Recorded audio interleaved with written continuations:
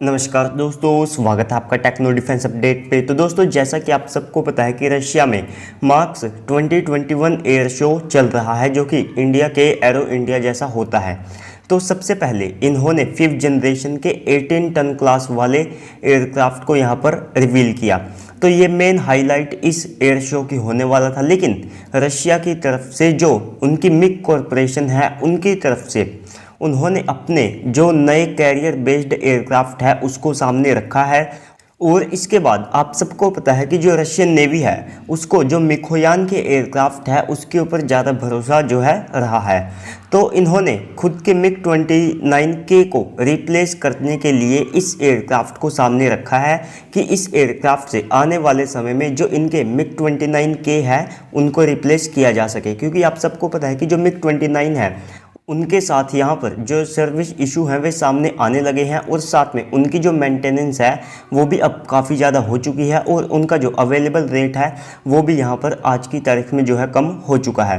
तो इस सब को देखते हुए जो इंडियन नेवी है वे भी जो मिग 29K है उनको 2032 तक रिप्लेस करने के लिए twin engine deck based aircraft को बना रहे हैं। और साथ में अब रशिया भी अपने एयरक्राफ्ट कैरियर्स के लिए एक नया एयरक्राफ्ट यहाँ पर बनाने वाला है। तो दोस्तों, बहुत से लोग इस एयरक्राफ्ट को जो भारत का twin engine deck based fighter jet है यानी कि टेडीबीएफ, उससे जोड़कर यहाँ पर इस एयरक्राफ्ट को देख रहे हैं। क्योंकि दोस्तों, सबसे पहले तो ये जो एयरक्राफ्ट है ये थोड़ा सा मतलब जो है टेडीबीएफ जैसा लगता है, सिमिलर लगता है टेडीबीएफ के।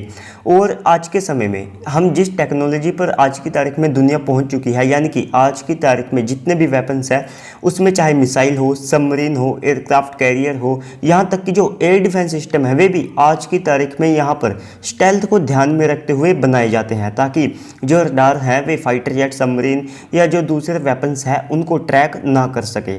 तो इसके चलते जो जितने भी आज की तारीख में वेपन्स बनाए जाते हैं उनका जो डिज़ाइन है वो लगभग सेम सा होने लगा है।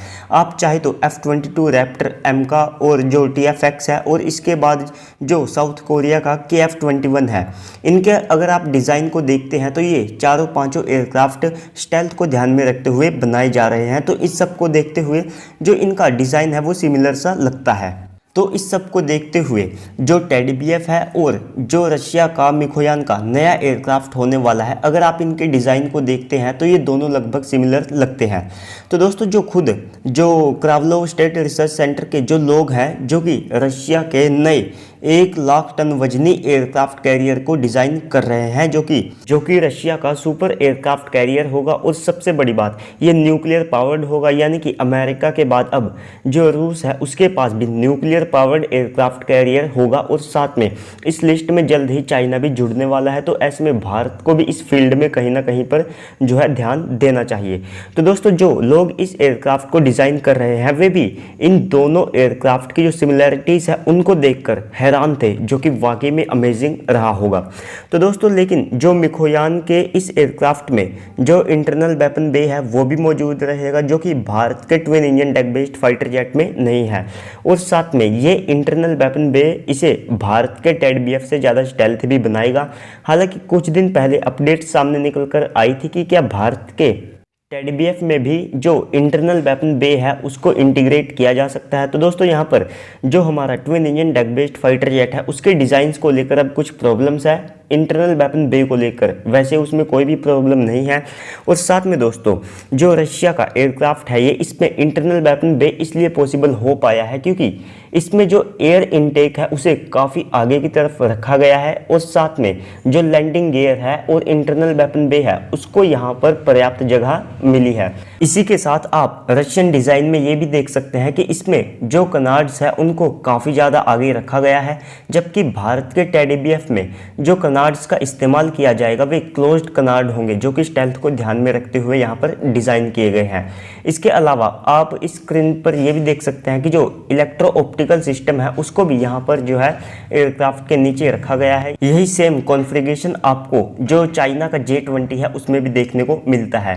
और इसके बाद इसमें IRST सिस्टम होगा या नहीं होगा वो इमेजेस से अभी जो है दिख नहीं रहा है। बाकी इंजन्स को यहाँ पर पूरी तरह से कवर किया गया है, यानी कि जो सुखोई सुखोई Su-57 में इंजन्स को लेकर जो प्रॉब्लम थी वो इसमें नहीं आएगी। और अगर इसकी टाइमलाइन को अगर आप देखते हैं तो पूरी उम्मीद है इसे 5th जनरेशन का एक प्रूवन इंजन जो है वो मिलेगा। तो नेवल एयरक्राफ्ट ही होगा, तो इसमें जो ज़्यादातर पॉसिबल है कि इसमें फोल्डेबल विंग्स का इस्तेमाल किया जाएगा। हालांकि जो राफेल है उसमें फोल्डेबल विंग्स नहीं है एयरक्राफ्ट कैरियर के लिए।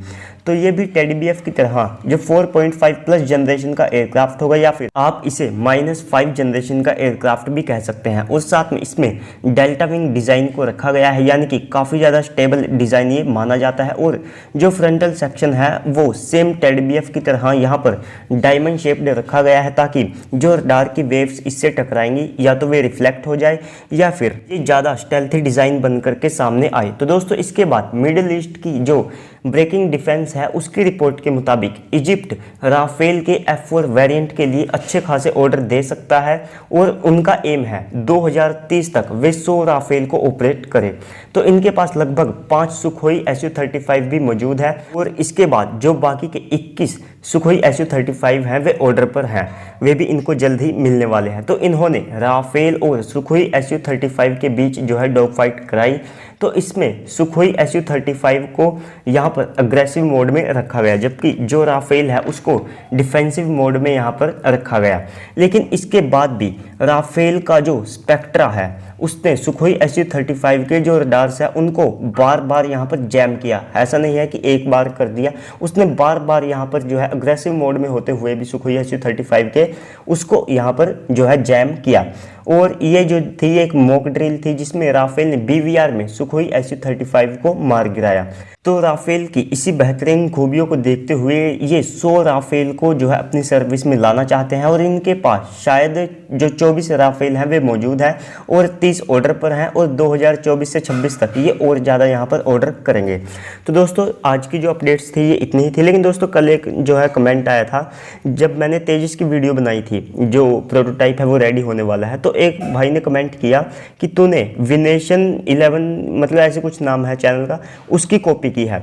तो यार मैंने देखा कि लगता है थंबनेल सेम होंगे, तो इसलिए मैंने चेक किया, सर्च मारा मैंने उस भाई का चैनल, तो वहाँ पर देखा कि जो दोनों के थंबनेल हैं वे भी बिल्कुल अलग है। तो यार बहुत बुरा लगता है ऐसे जब बोलते हैं। और इवन उसकी जो वीडियो है वो मेरी वीडियो से 2-3 घंटे बाद में आई थी, यानी कि जो मेरी वीडियो थी वो लगभग मैंने 3 घंटे पहले डाल दी थी, और उस भाई ने लगभग 5 या माफ़ कीजिएगा 3 घंटे बाद डाली। मतलब इस लॉजिक के हिसाब से तो जो J-F-17 है, J-16 है, J-15 है, J-11 है, ये कॉपी नहीं है। जो रशिया के सुखोई Su-25 है, सुखोई 30 है, सुखोई 33 है, और इसके बाद सुखोई Su-35 है, ये रशिया ने चाइना से कॉपी किए हैं। यार उसने पहले बनाए हैं और यहाँ पर ये बाद में बना रहे हैं, फिर भी कॉपी किसको बोल रहे हो। तो चलो यार आज की इस वीडियो में इतना ही, मिलते हैं अगली वीडियो में, गुड बाय।